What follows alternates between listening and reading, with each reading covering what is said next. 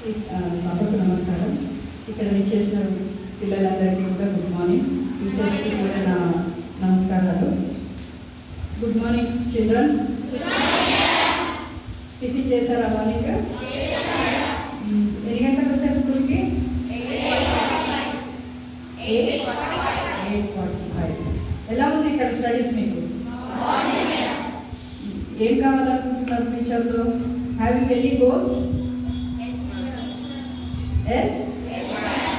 Goals success కావాలంటే hard work చేయాలి. Along with that we must have discipline in our life. Okay? ఏమంటారు? విద్య లేని బ్రతుకు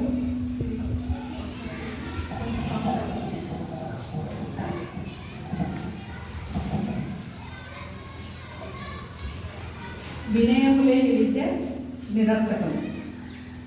డిసిప్లిన్ లేని లైఫ్ వేస్ట్. ఎప్పుడైతే మనం డిసిప్లిన్ లైఫ్ లీడ్ చేస్తామో చదువుకున్నది మంచి మార్గంలో వెళ్తుంది. సైబర్ క్రైమ్ చేసేవాళ్ళు ఇల్లిటరేట్సా? మోసం చేసే వాళ్ళకి తెలివి లేదా? మనకంటే తెలివి పనులు కదా. ఒక వ్యక్తి మోసపడుతున్నాడు, ఆ వ్యక్తి కంటే మోసం చేసేవాడికి తెలివి ఎక్కువ ఉన్నట్టే కదా. మోసపోయిన వాడు తెలివి తక్కువ కదా, అంతేనా? సైబర్ క్రైమ్స్ అయినా ఇంకే రకంగా అయినా మోసం చేస్తే మోసపోయిన వాడు ఏంటి? తెలివి తక్కువ. మోసం చేసేవాళ్ళు తెలివైన వాడు. సో తెలివైన వాడు ఎందుకు మోసం చేస్తున్నాడు, ఎందుకు అన్యాయం చేస్తున్నాడు? అది easy right earning money by that. ఏమంటారు? మోసం చేసి గడించడం కరెక్టా? ఒక వ్యక్తిని అన్యాయం చేయడం కరెక్టా? తప్పే కదా. ఆ తప్పుని కంట్రోల్ చేయడానికి ఎవరెవరు ఉన్నారు? ఫస్ట్ సొసైటీ, అంటే మనమే. మనం మోసపోవరాదు. తర్వాత మన వల్ల కాలేదు అన్నప్పుడు పోలీసుల వల్ల కాలేదు అన్నప్పుడు కోర్టుకు వస్తారు. మేము కోర్టు దగ్గర ఉన్నాం. అంటే మా దగ్గరికి రావడానికి ముందు మీ అంతటి మీరు జాగ్రత్తగా ఉండాలి. ఎప్పుడే కానీ లైఫ్లో జాగ్రత్త. ఒక్కసారి మనము మిస్ అయ్యాము అంటే, ఒక నిద్రావస్థలో ఉన్నాము, లేదు అజాగ్రత్తగా ఉన్నాము అని అంటే మనని మనం మోసం చేసుకోవడానికి వేరే వాడికి ఛాన్స్ ఇచ్చినట్టు. ఇప్పుడు ఎవరే కానీ మనకు రోడ్డు మీద వెళ్తున్నారు అమ్మాయిలు, వెళ్తుంటే ఎప్పుడు పేరెంట్స్ ఉంటారా వెనకాల? ఎప్పుడు అన్నదమ్ములు వెనకాల ఉంటారా? చిన్నపిల్లలు ఎవరో ఒకటి తెలియని వాళ్ళు వచ్చారు, వచ్చేసి కారు అట్లా పక్కన పెట్టేసి, అమ్మాయి ఇట్లా నీకు చాక్లెట్ ఇస్తా, లేదా నీకు ఒక విషయం చెప్తాను, తీసుకెళ్ళిపోయారంటే ఏంటి? మీరు ఆలోచన చేయాలా? అమ్మాయిలే కాదు, అబ్బాయిలు. అలర్జెన్స్ ఈజ్ ఇంపార్టెంట్, అంతేనా? జీవితం ఎప్పుడు మనం అనుకున్నట్టు ఫ్రీగా లిబరల్గా ఉండదు. ఎప్పుడు అలర్ట్నెస్ ఇంపార్టెంట్ లైఫ్లో. ఎప్పుడైతే మన దగ్గరికి అపరిచితులు వస్తున్నారో, మన చుట్టుపక్కల అపరిచితులు కనిపించారో, మనంతకు మనం ధైర్యం తెచ్చుకోవాలి. మనంతకు మనం ధైర్యంగా ఉండాలి, జాగ్రత్తగా ఉండాలి. వాళ్ళు ఎంత దూరంలో ఉన్నారు, మనం ఎంత దూరంలో ఉన్నారు, మనం ఏం ప్లాన్ చేసుకోవాలి. మనము వాళ్ళు వచ్చిన దగ్గరకు వచ్చి ఏదో అడుగుతున్నారు అంటే వాళ్ళ చేతుల్లో ఏముంది అంటే, చూస్తున్నారు సినిమాలు, సీరియల్స్, మత్తు పదార్థాలను తీసుకొచ్చి ఇలా పెట్టేసి ఇక్కడ తీసుకొని పోతున్నారు. సో టైం రోడ్డు మీద వెళ్ళేటప్పుడు మన వాళ్ళు ఉండాలి. అమ్మాయిలే కాదు, అబ్బాయిలు కూడా. ఎందుకు ఇవన్నీ ఏం చేస్తున్నారు? తీసుకెళ్ళి బాండెడ్ లేవర్ తెలుసా? చదువుకుంటున్నారా? తీసుకెళ్ళి ఏదో ఒక ఫ్యాక్టరీలో కూర్చోబెట్టి పనులు చేయిస్తారు. డబ్బులు ఇవ్వరు, ఏమి ఇవ్వరు, చదువు ఉండదు, ఫుడ్ ఉండదు, ఏమి ఉండదు. అందుకని మనం ఏం చేయాలి? జాగ్రత్తగా ఉండాలి. దేవుడు మనకి మంచి ఆపర్చునిటీ ఇచ్చాడు. ఏంటి? తల్లిదండ్రులు, మన అన్నదమ్ములు, అక్క చెల్లెళ్ళు, సొసైటీ, స్కూలు, టీచర్స్. మనం ఎంత సెక్యూర్ స్టేట్లో ఉన్నాం కదా. ఈ అందరి మధ్యలో ఉంటే మన లైఫ్ ఎట్లా ఉంటుంది? హాయిగా, సంతోషంగా, భద్రతగా, సెక్యూర్గా ఉంటుంది. అదే మనకు నేను ఇంతకు మొదలు చెప్పాను, ఎవడో అపరిచితులు వచ్చాడు, మనం తెలియని చేసి తీసుకెళ్ళిపోయాడు, ఏం చేస్తాడో తెలియదు. ఆ సిచ్యువేషన్ ఎట్లా ఉంటుంది? ఊహించుకోగలరా? కొడతారా? తిడతారా? అమ్మాయిలకి ఇంకో ప్రాబ్లం, అమ్మాయిలకే కాదు ఆ ప్రాబ్లం అబ్బాయిలకు కూడా ఉంది. సెక్షువల్ హరాస్మెంట్ ఓన్లీ అమ్మాయిలు నవేడేస్ అది కాదు, అబ్బాయిలను కూడా చేస్తున్నారు. అందుకనే మనకు పోక్సో చట్టం వచ్చింది. పోక్సో ఈజ్ జెండర్ న్యూట్రల్, అది ఇద్దరికి వర్తిస్తుంది, అబ్బాయిలకి వర్తిస్తుంది, అమ్మాయిలకి వర్తిస్తుంది. ఎవరైనా 18 ఏళ్ళ లోపల పిల్లలకి సెక్సువల్ హరాస్మెంట్ అనేసరికి ఒకటేసారి రేపు దగ్గరికి వెళ్ళిపోవాల్సిన అవసరం లేదు. అది లాస్ట్ స్టేజ్.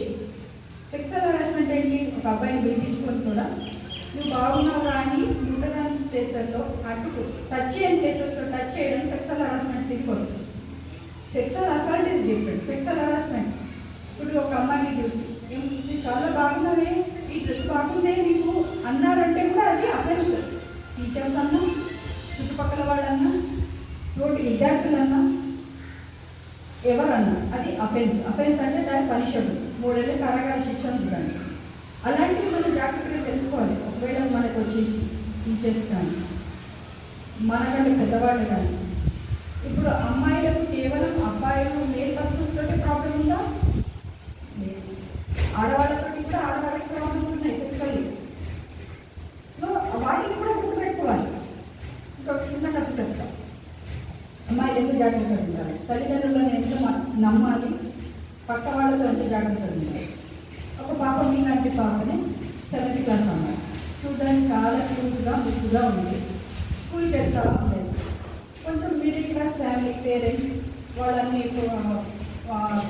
ఏమంటారు మేకప్కి చదువుకొని అఫోర్డ్ చేయలేని ఫ్యామిలీ వాళ్ళు. కాకపోతే మంచిగా ప్రేమగా చూసుకునే తల్లిదండ్రులు. ఆ అమ్మాయికి కొంచెం నేను స్టైలిష్గా ఉండాలి, బ్యూటిఫుల్గా కనిపించాలి అనేది ఒక కోరిక. అందరికీ ఉంది కదా, మీకు కూడా ఉంటుంది కదా, నాకు ఉంటుంది, ప్రతి మనిషికి. ఈ అబ్బాయిలకు కూడా ఉంటుంది, ఉండదా? స్టైల్గా అనిపించాలి, మేము కూడా హ్యాండ్సమ్గా అనిపించాలి. ఇప్పుడు బ్యూటిఫుల్, కొన్ని రోజులు ఇంకా హ్యాండ్సమ్ కదా అని ఉంటుంది. ఆ అమ్మాయికి కూడా చిన్న కోరిక ఉంది. కాకపోతే తల్లిదండ్రులు అమ్మాయి కోరుకున్నట్టు లిప్స్టిక్స్ కానీ మేకప్ కిట్స్ కానీ కొనిచ్చేవారు కాదు. ఇది గమనించిన ఒక ఆంటీ పడవలో ఉంటే బ్యూటీ పార్లర్ నడిపించేది. బ్యూటీ పార్లర్ నడిపిస్తుంటే ఆమె దగ్గర అన్నీ ఉంటాయి కదా.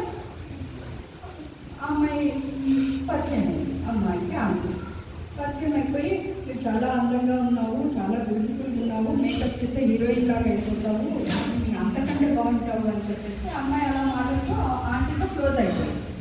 క్లోజ్ అయిపోయిన తర్వాత వాళ్ళ పేరెంట్స్కి తెలియదు. అమ్మాయి స్కూల్కి వెళ్తున్నా అని చెప్పేసి ఆంటీతో తిరిగేది, షాపింగ్ చేసేది, అన్నీ కొనుక్కుంది, అంటే మేకప్ కిట్స్ వగేరా అన్నీ కొనుక్కునేది. ఇంటికి వచ్చే టైంకి మళ్ళీ నార్మల్గా అమ్మ దగ్గరికి వచ్చేసి తల్లిదండ్రులకు తెలియనట్టు చూస్తాం.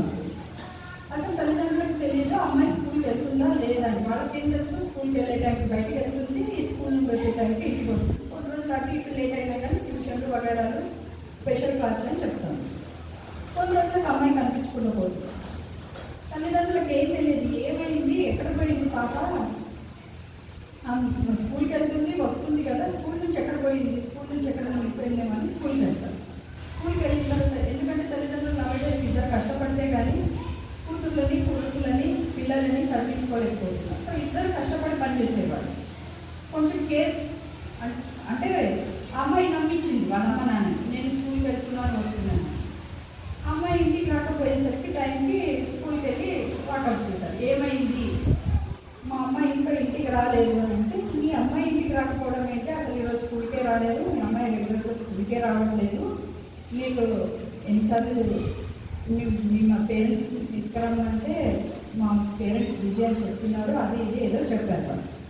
ఇక్కడ టీచర్స్కి కూడా మిస్టేక్ ఉంది. ఏంటంటే అమ్మాయి స్కూల్స్కి రాకొచ్చిందంటే పేరెంట్స్కి ఇంటిమేషన్ ఇవ్వాలి, మీ అమ్మాయి రెగ్యులర్గా రావట్లేదు, ఏమైంది, కాన్సన్ట్రేషన్ ఉందా లేదా, ఆ అమ్మాయి బిహేవియర్లో ఏమో చేంజెస్ కనిపించింది అనేది you have to take care madam teachers. ఇది మీకు కూడా, ఎందుకంటే పిల్లల్లో ఏమైనా చేంజెస్ వచ్చినప్పుడు వాళ్ళది ఏమైనా ఉంటే పేరెంట్స్కి పేరెంట్ టీచర్ మీటింగ్లు జరుగుతుంటాయిగా, అప్పుడు వాళ్ళకి ఇన్ఫర్మేషన్ ఇవ్వాలి. ఒక అడల్సెంట్ ఏజ్ వస్తుంటే పిల్లల్లో చాలా చాలా చేంజెస్ వస్తుంది. సో అమ్మాయి కనిపించట్లేదు, మాకు తెలీదు అనేది వచ్చింది. వాళ్ళు లాస్ట్కి ఏం చేశారు, పోలీస్ కంప్లైంట్ ఇచ్చారు. పోలీస్ కంప్లైంట్ ఇచ్చిన తర్వాత అంత వాకప్ చేస్తే వాళ్ళకి తెలిసింది ఏంటంటే పక్కి